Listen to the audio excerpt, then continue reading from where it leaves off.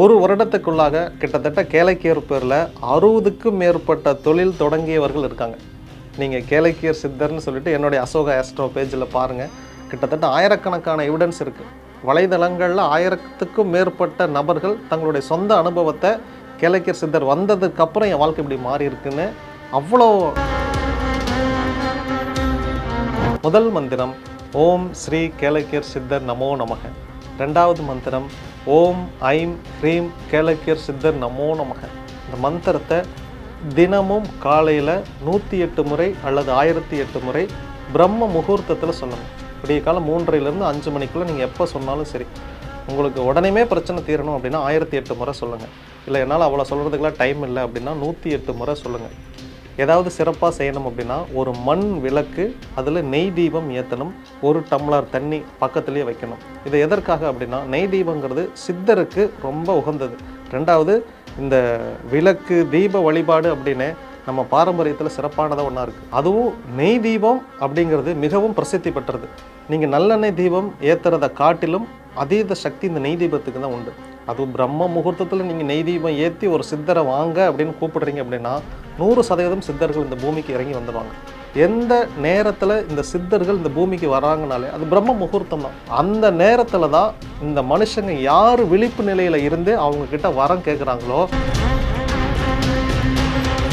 தூங்காமல் ஒரு வாரம் இந்த மந்திரத்தை சொல்லி பாருங்கள். அதன் பிறகு மாற்றம். ரெண்டாவது, அவர் இந்த லைட்டு, இந்த பள்ளி கெவிலி சத்தமெல்லாம் பயங்கரமாக கேட்கும் உங்களுக்கு. நீங்கள் எத்தனை முறை கத்த சொல்கிறீங்களோ அந்த பள்ளியை, அத்தனை முறை அந்த பள்ளி வந்து கத்தும். மந்திரத்தை சொன்ன கண்ணை மூடின உடனே ஒருத்தர் நம்மளை இப்படி கிராஸ் ஆகி போன மாதிரி இருக்கும். டோர் ஆட்டோமேட்டிக்காக திறக்கிற மாதிரி இருக்கும். இந்த மாதிரி எக்கச்சக்கமான அனுபவங்கள். இதை நீங்கள் டெஸ்ட் பண்ணி பாருங்கள். பட்டாம்பூச்சி ரூபத்தில் உங்கள் வீட்டுக்கு வருவார், கருங்குளவி ரூபத்தில் உங்கள் வீட்டுக்கு வருவார், பறக்கும் பட்சி எந்த ரூபத்துலையும் உங்கள் வீட்டுக்கு வருவார். வந்து உங்கள் தலையை அப்படியே ஒரு ரீங்காரம் இடுவார். உங்கள் தலையை சுற்றி ட்ரோன் மாதிரி பறந்து திரும்ப அப்படியே வெளியே போவார். எந்த பட்டாம்பூச்சி நம்ம வீட்டுக்குள்ளே வராது. இந்த மந்திரம் சொல்ல ஆரம்பித்ததுலேருந்து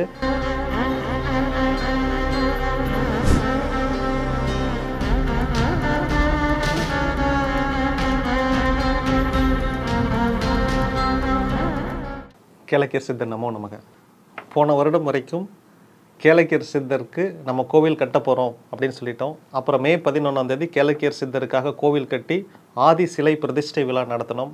கிட்டத்தட்ட 38,000 பக்தர்கள் வந்திருந்தாங்க. சித்ரா பௌர்ணமிக்கு முந்தின நாள் வச்சுருந்தோம், ஞாயிற்றுக்கிழமை வச்சுருந்தோம். வெகு விமர்சையாக நடந்துச்சு. நானே இவ்வளோ பேர் வருவாங்கன்னு எதிர்பார்க்கவே இல்லை. ஏன்னா சித்ரா பௌர்ணமி அன்னைக்கு இங்கே திருவண்ணாமலையில் பல லட்சக்கணக்கான பக்தர்கள், அங்கே மதுரையில் கள்ளழகர் ஆற்றுல இறங்கினார், அங்கே ஒரு 30 லட்சம் பேர் அங்கே போயிருப்பாங்க. இந்த நேரத்தில் நம்ம வைக்கிறோமே, ஆனால் எனக்கு சித்ரா பௌர்ணமிங்கிறது ரொம்ப உகந்த நாள். இன்றைக்கி கண்டிப்பாக சித்தரை பிரதிஷ்டை பண்ணியே ஆகணும், பிராண பிரதிஷ்டை விழா அப்படின்னு சொல்லியே நம்ம அதை கொண்டாடணும். ஆனாலும் எனக்கு இந்த நாளை விட்டு கொடுக்கறதுக்கு மனசே வரல. அதனால் அந்த பௌர்ணமியில் இதை பண்ணிடுவோம் அப்படின்னு சொல்லி அதை நடத்தும் போது 38,000 மக்கள் வந்திருந்தாங்க. ஈரோடு மாவட்டம் பவானியே அதிரக்கூடிய அளவுக்கு மிக பிரம்மாண்டமாக இந்த விழா நடந்துச்சு. பிறகு 48வது நாள் பூஜை இப்போ 27 ஜூன் மாதம் நடத்தணும். அதுவும் வெகு விமர்சையாக பல ஆயிரக்கணக்கான பக்தர்கள் வந்திருந்தாங்க. மனதிற்கு ரொம்ப சக்தியாக இருந்துச்சு. நான் இப்போ ஒரு விஷயம் புதுசாக சொல்கிறேன். அதாவது ஒரு சித்தர் இருக்கிறாரு, இந்த சித்தர் உங்கள் வாழ்க்கையை மாற்றுறாரு அப்படின்னு. நிஜமாலுமே இவர் சொல்கிறது உண்மையா? இப்போ எல்லாம் வீடியோ பார்க்குறத விட இந்த வீடியோவுக்கு கீழே கமெண்ட் பாக்ஸில் மக்கள் என்ன சொல்லியிருக்காங்க, இதுதான் எல்லாருக்கும் ஆர்வம்.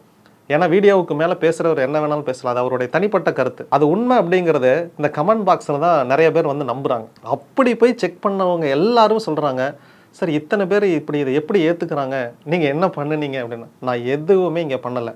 2 மந்திரம் கொடுத்தேன். இந்த 2 மந்திரத்தை பிரயோகம் பண்ணவங்க எல்லாருமே வாழ்க்கையில் ஜெயிச்சிட்டாங்க. ஒரு வருடத்துக்குள்ளாக கிட்டத்தட்ட கேளக்கியர் பேரில் 60க்கும் மேற்பட்ட தொழில் தொடங்கியவர்கள் இருக்காங்க. நீங்கள் கேளக்கியர் சித்தர்னு சொல்லிட்டு என்னுடைய அசோகா ஆஸ்ட்ரோ பேஜில் பாருங்கள். கிட்டத்தட்ட ஆயிரக்கணக்கான எவிடன்ஸ் இருக்குது. வலைதளங்களில் 1000த்துக்கும் மேற்பட்ட நபர்கள் தங்களுடைய சொந்த அனுபவத்தை கேளக்கியர் சித்தர் வந்ததுக்கப்புறம் என் வாழ்க்கை இப்படி மாறி இருக்குன்னு அவ்வளோ சொந்த அனுபவத்தை பகிர்ந்துருக்கிறாங்க.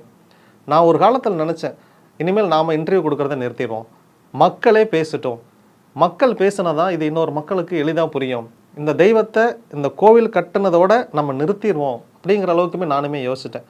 போதும், இனி மக்கள் பேசட்டும். உண்மை அதுதான். பூக்கடைக்கு விளம்பரமே தேவையில்லை அப்படின்னு நான் நினச்சிட்டேன். இனி சித்தர் வந்து அவர் வாழ்க்கையை அவரே பார்த்துடுவார். நான் கொடுத்த கடமை, எனக்கு கொடுத்த வேலையை நான் நிறைவேற்றிட்டேன். அவர் என் பிரச்சனையை தீர்த்துட்டா நான் அவருக்கு கோயில் கட்டுறேன்னு சொன்னேன். அவர் என் பிரச்சனையை தீர்த்தாரு. நான் அவருக்கு கோயில் கட்டி முடிச்சிட்டேன், அவ்வளோதான். இனி அந்த கோவிலில் ஒரு ஓரமாக உட்கார்றது தான் என்னுடைய வேலை, அவ்வளோதான். என் போர்ஷன் முடிஞ்சிச்சு. இனி என்னால் என்ன உதவிகள் செய்ய முடியுமோ அதை மக்களுக்கு செஞ்சுட்டு நான் என்னுடைய சாதாரண எளிமையான வாழ்க்கையை மீண்டும் நான் ஆரம்பிக்க தான் போகிறேன், அவ்வளோதான். என்ன அந்த மந்திரம்? எப்படி இந்த மனிதர்கள் இவ்வளோ சீக்கிரமாக ஒரு கடவுளை ஏற்றுக்கிட்டாங்க அப்படின்னா, முதல் மந்திரம் ஓம் ஸ்ரீ கேளக்கியர் சித்தர் நமோ நமக. ரெண்டாவது மந்திரம் ஓம் ஐம் ஹ்ரீம் கேளக்கியர் சித்தர் நமோ நமக. இந்த மந்திரத்தை தினமும் காலையில் 108 முறை அல்லது 1008 முறை பிரம்ம முகூர்த்தத்தில் சொல்லணும். விடிய காலம் 3:30லேருந்து 5 மணிக்குள்ளே நீங்கள் எப்போ சொன்னாலும் சரி. உங்களுக்கு உடனே பிரச்சனை தீரணும் அப்படின்னா 1008 முறை சொல்லுங்கள். இல்லை என்னால் அவ்வளோ சொல்கிறதுக்கெலாம் டைம் இல்லை அப்படின்னா 108 முறை சொல்லுங்கள். ஏதாவது சிறப்பாக செய்யணும் அப்படின்னா ஒரு மண் விளக்கு, அதில் நெய் தீபம் ஏற்றணும், 1 டம்ளர் தண்ணி பக்கத்துலேயே வைக்கணும். இது எதற்காக அப்படின்னா, நெய் தீபங்கிறது சித்தருக்கு ரொம்ப உகந்தது. ரெண்டாவது, இந்த விளக்கு தீப வழிபாடு அப்படின்னு நம்ம பாரம்பரியத்தில் சிறப்பானதாக ஒன்றா இருக்குது. அதுவும் நெய் தீபம் அப்படிங்கிறது மிகவும் பிரசித்தி பெற்றது. நீங்கள் நல்லெண்ணெய் தீபம் ஏற்றுறதை காட்டிலும் அதீத சக்தி இந்த நெய் தீபத்துக்கு தான் உண்டு. அதுவும் பிரம்ம முகூர்த்தத்தில் நீங்கள் நெய் தீபம் ஏற்றி ஒரு சித்தரை வாங்க அப்படின்னு கூப்பிடுறீங்க அப்படின்னா 100% சித்தர்கள் இந்த பூமிக்கு இறங்கி வந்துடுவாங்க. எந்த நேரத்தில் இந்த சித்தர்கள் இந்த பூமிக்கு வராங்கனாலே அது பிரம்ம முகூர்த்தம். அதனால தான் இந்த பிரம்ம முகூர்த்தத்தை நம்மளால் தூக்கத்தை கண்ட்ரோலே பண்ண முடியாது. விடிய காலம் 3 மணிலேருந்து 5 மணி வரைக்கும் லாரி டிரைவர்களாலேயே தூக்கத்தை கண்ட்ரோல் பண்ண முடியாது. நிறைய ஆக்சிடென்ட் எப்போ நடக்கும் அப்படின்னு பார்த்தீங்கன்னா இந்த நேரத்தில் தான். இந்த நேரத்தில் தான் அந்த காலத்தில் திருட்டுக்களுமே அதிகமாக நடக்கும். இந்த நேரத்தில் மனிதனோட ஆழ்நிலை தூக்கத்துக்கே போயிடும். ஏன் அப்படின்னா, இந்த மனிதனுடைய மூளையை நீங்கள் ஃபுல்லாக ஜீரோ பண்ணால் தான் இந்த கடவுளே இந்த பிரபஞ்சத்துக்குள்ளே என்ட்ரி ஆகும். இதை கண்டுபிடிச்சவங்க தான் சித்தர். அதனால் எந்த டைமிங்கில் இந்த சித்தர்கள் இந்த பூமிக்கு வராங்க அப்படின்னா பிரம்ம முகூர்த்தத்தில் வராங்க. அந்த நேரத்தில் தான் இந்த மனுஷங்க யார் விழிப்பு நிலையில் இருந்து அவங்கக்கிட்ட வரம் கேட்குறாங்களோ அவங்களுக்கு அவங்க கேட்குறத அவங்க உடனே கொடுத்துட்றாரு. இப்படி தான் அந்த கேளக்கியர் சித்தர்கிட்ட இருந்து நம்ம அதீத சக்திகளை நான் பெற்றேன். இன்றைக்கி பல கோடிக்கணக்கான பக்தர்களும் பெற்றுட்டே இருக்காங்க. தூங்காமல் ஒரு வாரம் இந்த மந்திரத்தை சொல்லி பாருங்கள், அதன் பிறகு மாற்றம். இப்போ நான் சொல்கிறேன், இதை எப்படி நம்புறது அப்படின்னா, ஏற்கனவே இதற்கான எல்லா எவிடன்ஸுமே வலைதளங்களில் இருக்குது. அதை எதுவுமே நம்ப வேண்டாம். நீங்கள் சொந்தமாக முயற்சி பண்ணுங்கள். இதில் ஏமாற்றம்ங்கிறது ஒன்றுமே இல்லை. நான் உங்களுக்கு நீங்கள் எனக்கு ஒரு 2000 ரூபாய் கொடுங்க, நான் ஒரு மந்திரம் கொடுக்குறேன், உங்கள் வாழ்க்கையை மாற்றுறேன் அப்படிலாம் சொல்லலை. நீங்கள் எங்கேயுமே வர வேண்டாம், எங்கள் கோவிலுக்கு கூட நீங்கள் வர வேண்டாம். இருக்கிற இடத்துலேருந்து இந்த மந்திரத்தை ஒரு 7 நாள் சொல்லி பாருங்கள். கடவுள் வருவாரான்னு கேட்டால் நிச்சயமாக கேளக்கியர் சித்தர் வராரு.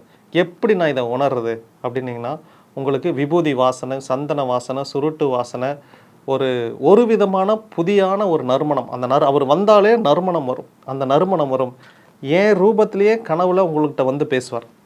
நான் அந்த கனவுல வரும்போது நான் இப்போ இந்த பச்சை கலருக்கு பதிலாக காவி வேஷ்டி கட்டிட்டு தான் எல்லார் கனவுலையும் இந்த சித்தர் என்னையவே அனுப்பிச்சிருக்கிறார். காவி வேஷ்டி கட்டி நானே உங்கள் கனவுல நானே கண்டிப்பாக பேசுவேன். ரெண்டாவது, அவர் இந்த லைட்டு, இந்த பள்ளி கவிழி சத்தமெல்லாம் பயங்கரமாக கேட்கும் உங்களுக்கு. நீங்கள் எத்தனை முறை கத்த சொல்கிறீங்களோ அந்த பள்ளியை, அத்தனை முறை அந்த பள்ளி கத்தும்.